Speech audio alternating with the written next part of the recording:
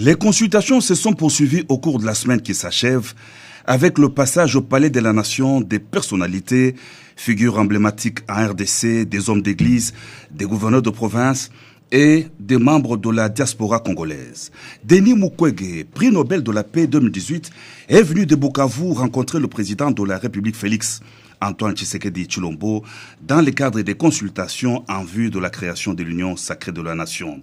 Il a prôné la rupture avec le passé et la lutte contre l'impunité par la mise en œuvre du rapport Mapping.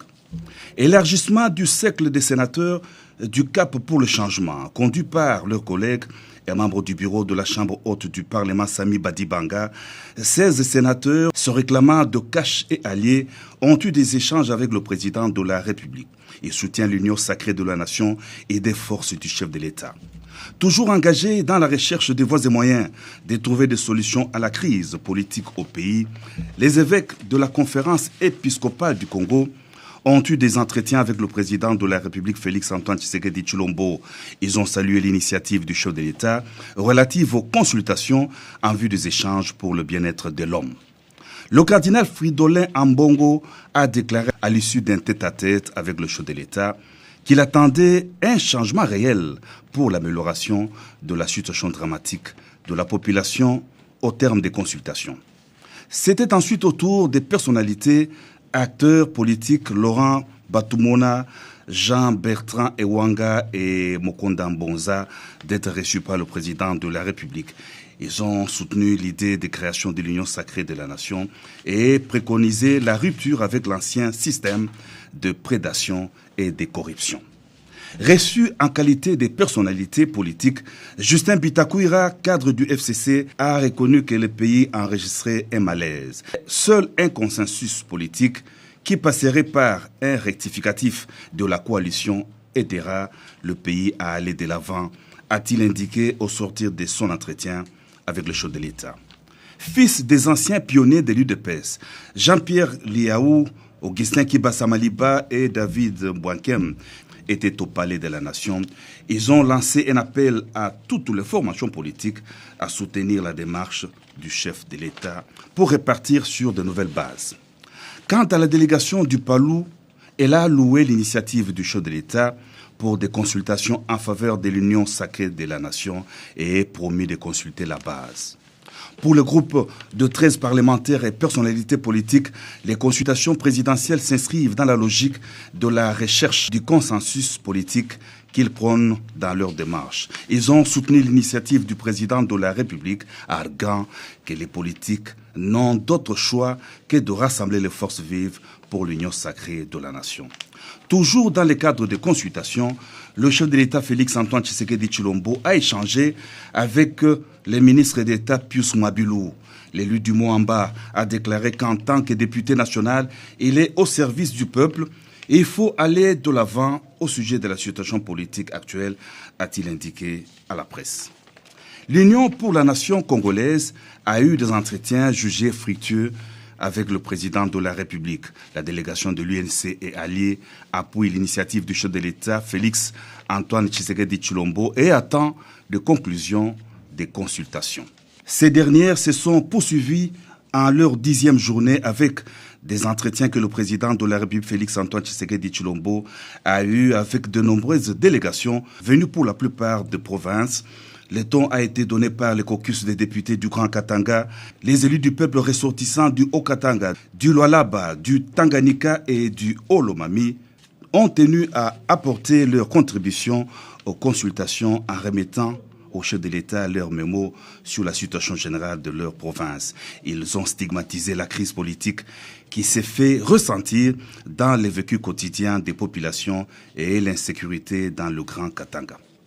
Reçus à leur tour, les députés et personnalités membres de la coalition nationale populaire conduite par l'honorable Basile Olongo ont soutenu l'idée de création de l'Union sacrée de la nation. Ils s'insurgent contre le blocage et en appellent à l'union des personnes animées de la volonté d'accompagner le chef de l'État dans son action pour l'intérêt supérieur de la nation.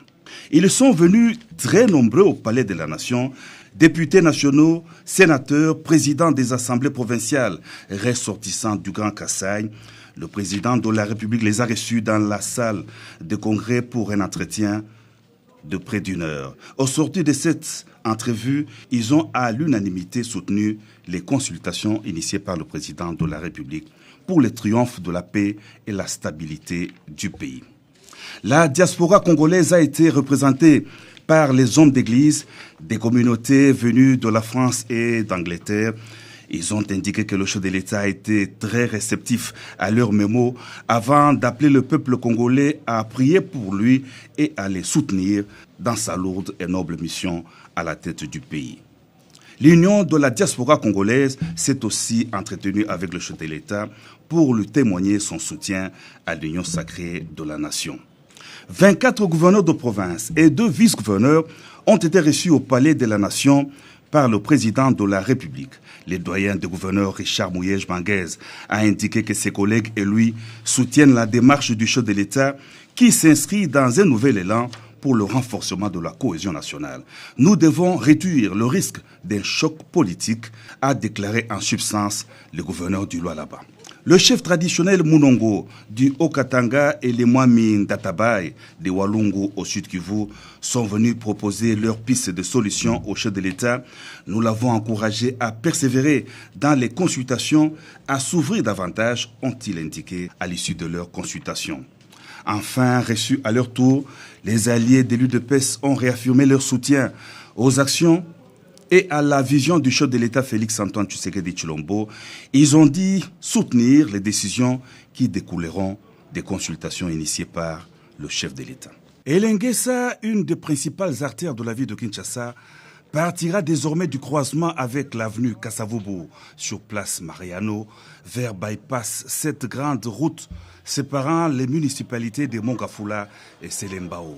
Le président de la République Félix-Antoine Tshisekedi Tshilombo est allé s'enquérir personnellement de l'état d'avancement des travaux sur Elenguessa. À son arrivée, le président de la République a été salué par le gouverneur de la ville de Kinshasa, Gentini Ngobila, et une délégation de bourgmestres, 6 au total. Il s'est mis aussitôt après à la visite d'inspection de la route sous les explications du gouverneur de la ville en compagnie d'une marée humaine tout le long de l'avenue Elenguessa. La joie de la population se justifie par l'importance de cette route qui va relier 6 communes de Kinshasa, Kalamu, Ngiringiri, Makala, Bumbu, Selembao et Mongafula. Les travaux s'exécutent en 2 phases, celle de réhabilitation de l'artère complètement terminée et celle de construction d'une nouvelle route à partir du marché de Makala vers l'arrêt Armée du Salut sur Bypass. Les travaux sont exécutés par l'entreprise Adi Construct sous la supervision de l'hôtel de ville.